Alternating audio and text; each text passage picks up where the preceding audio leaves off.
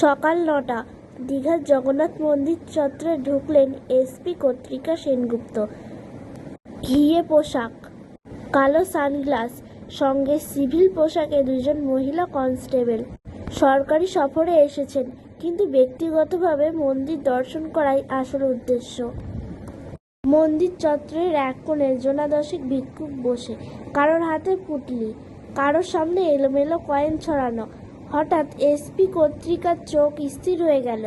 ওই যে ওই লোকটা, তার গায়ে ধুলো মাখা চাদর, কিন্তু মুখটা।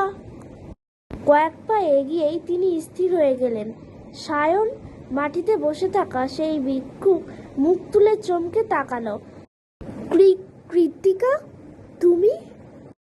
আসলে তাদের ছোটবেলায় বাল্য বিবাহ হয়েছিল। পূর্বের ঘটনা। তারা দুজনের পরিবার থেকেই তখন তারা অচেনা। মেলায় ঘুরতে গিয়েছিল, সেখান থেকেই বয়স্ক মানুষেরা তাদেরকে বাল্য বিবাহ দিয়ে দেয়। তারপর কর্তিকা নিজের চাকরিটি পাওয়ার জন্য পড়াশোনা করতে থাকেন, আর এই দিকে সায়ন, সে ছবি আঁকতে থাকে এবং নিজের একটি দোকানও ছিল তার। সেই দোকানে সে ছবি এঁকে ছবি বিক্রি করত। একদিকে কর্তিকা সে নিজের চাকরির জন্য চলে যায় একদিকে, আর একদিকে ছবি বিক্রি করতে থাকে সায়ন। এইভাবে তারা দুজন আলাদা হয়। সেকেন্ড খানেক নিস্তব্ধতা, তারপরেই উত্তাল উঠল কৃত্তিকার ভিতরটা। তুমি এখানে, আর এই অবস্থায়? কিন্তু কেন? এটা কি করছো তুমি?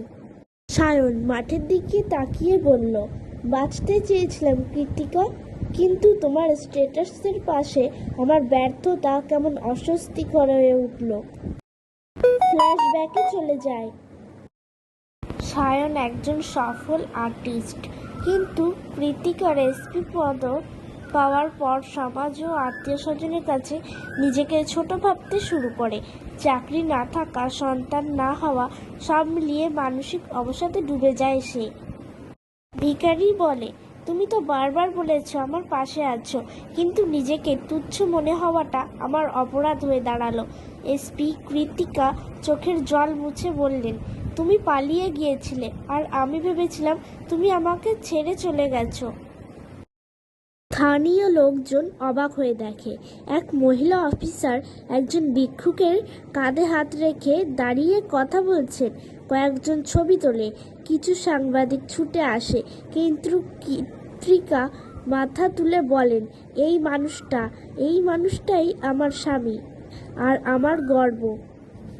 দুদিন পর টিভিতে শিরোনাম, এসপি ম্যাডামের মানবিক মুখ, হারিয়ে যাওয়া স্বামীকে নতুন জীবন দিলেন।